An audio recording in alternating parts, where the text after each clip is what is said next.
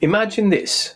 You bring a dog to a trainer, someone who says they can fix their barking, lunging, or pulling, or any type of aggression.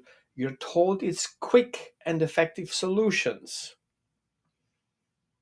They put on electric collar or a prong collar, and your dog, and the dog barks, zap or correction, the dog pulls, zap or correction, the dog reacts, zap or correction, and suddenly it works. The barking stops, the lunging stops. The dog looks calm. But what you don't see is the fear behind the silence. Your dog hasn't learned anything. They have just learned to do nothing at all. I know this because I used to be one of those trainers for years. I used shock collars, prong collars, and leash corrections and dominance approach. At first, I believed they worked. Dogs stopped reacting, stopped pulling, stopped barking, stopped offering the behaviors I wanted them to stop. But then I started to see a pattern. The moment the aversive tool was removed and the pressure was off, the behaviors came back. Sometimes worse, sometimes dogs become aggressive, others shut down completely, too afraid to do anything at all. And instead of questioning the methods, I blame the dogs or the owners. Because this system told me that this method was correct. But the truth was harder to ignore. No matter how many times I applied these techniques appropriately, the same issue resurfaced. You stop the pressure, the problem comes out. And when punishment no longer worked, the answer was always the same: more corrections, more punishment, more pressure. This is what I call the aversive tool feedback loop. A cycle where punishment suppresses behavior temporarily, but because it never addresses the root cause, the behavior inadvertently resurfaces. This leads to even harsher corrections, creating a fear-based training instead of learning. And the ones paying the price,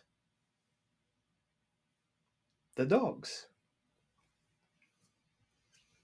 I realized I had reached an ethical dead end where the quality was not there. It was only quantity. The welfare of the dogs were at risk, so I made the choice to educate myself. I became a behavior consultant, incorporating multidisciplinary approach, understanding the emotional, cognitive, psychological factors behind the behavior. And what I found was undeniable. I tried to look away from it. It was still there. I tried to ignore it. It was still there. The science never supported aversive training. Every major veterinary behavior organizations or welfare organizations opposes it. But while trainers who use aversive claim their methods work, they have no scientific evidence to back it up. Quite the opposite. We know now that punishing behavior doesn't resolve it. It only suppresses it, leaving dogs confused, frustrated, and even greater risk of aggression. This is why we need legislative action now. Right now, anyone can call themselves a dog trainer in New Jersey. No experience, no education, no oversight. Veterinarians have licensing boards. Psychologists have ethical oversights. Teacher must be certified.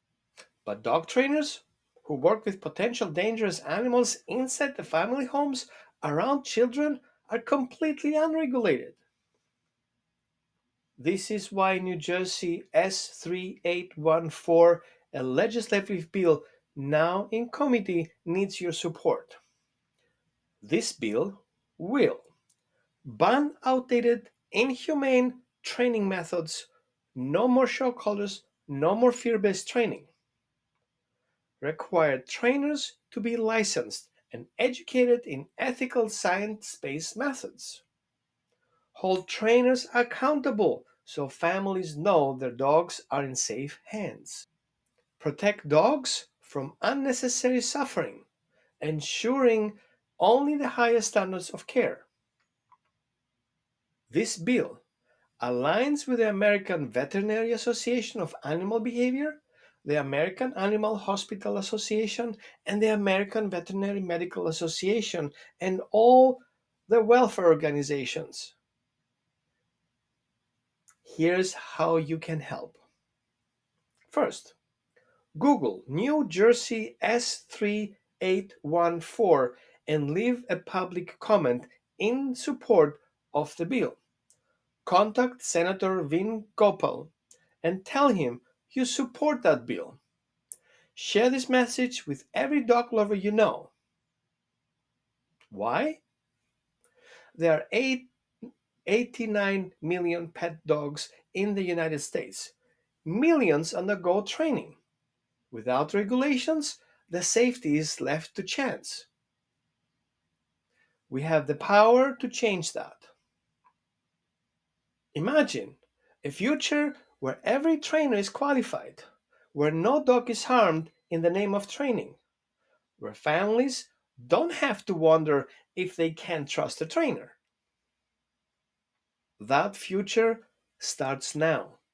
Go support S3814 today. Thank you for watching. Thank you for sharing.